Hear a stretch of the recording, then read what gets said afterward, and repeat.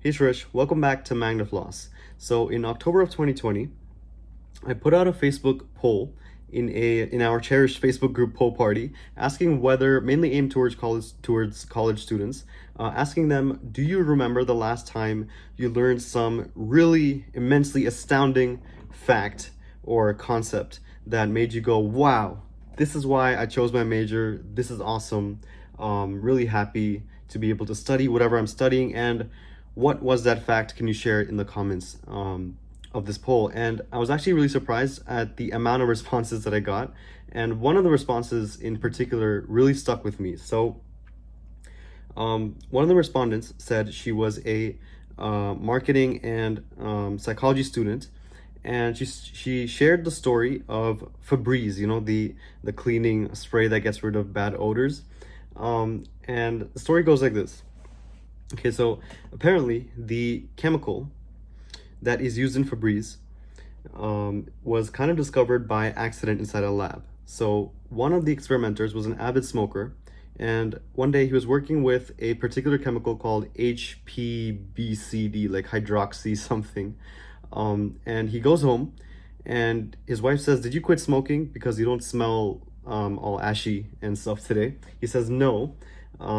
But it's interesting that you asked that. So he goes to his lab the next day, and he plays around with this HPBCD a bit more, mixes it with some water, and creates a spray out of it, sprays it on some samples that he gathered that had some particularly bad odors to them, and realizes, wow, this chemical is surprisingly really, really good at getting rid of bad smells and odors. So he goes to his team and they create this product called Febreze, which is essentially this chemical that is revolutionarily, that's a word, good at getting rid of bad smells. And they were ready to sell it, and no one was buying it when they actually put it out for sale. So they were really puzzled by this fact. Why wasn't anyone buying it? So what they realized was, A, no one really wanted to admit that they smelled bad or had something that smelled bad in their house. And kind of more importantly, B, people that have things that smell bad can get very quickly accustomed to that bad smell. So they don't even realize that they smell bad. So they hired a bunch of Harvard business people and marketing people and psychology people to study this product and how to actually get people to buy their product. And what they realized was, after examining a bunch of footage of people cleaning lots of stuff, was that people enjoyed doing some sort of a celebratory ritual after they were done cleaning. So they might like do a little stretch or just like relax or something, or maybe just be like, yeah, I'm done. And when they talked to actually one of the ladies who enjoyed using their product Febreze, what she said was she viewed it as some sort of a little, yeah, like a little celebration, like, psst, yeah, now my room smells nice and it smells as nice as it looks.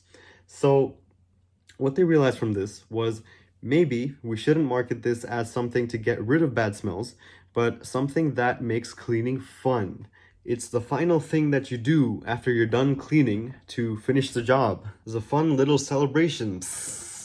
And when they rebranded it this way, their sales immediately doubled and the product just took off. So that's quite interesting. And the person that actually shared this story with me in the comments of that post, she shared with me the entire reading, or the actual book where this story came from.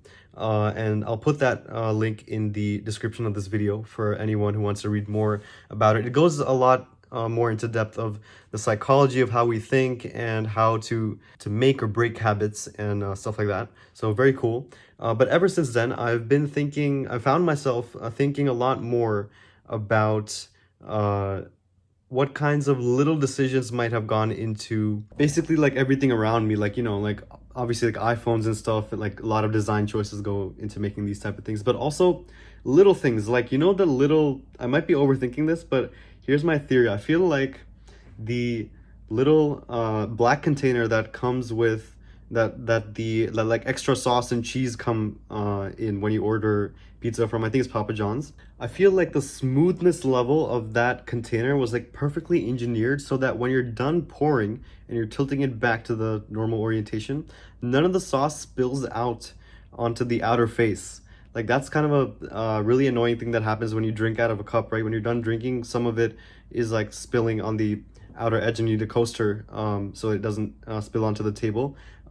That doesn't happen with any of those containers. When you're done pouring it, it either falls into your plate or it just like swivels back into the cup. I don't know whether I'm over analyzing this, but I feel like this has got to be a design choice, man. Because companies do think about these type of things. I don't know. What do you think?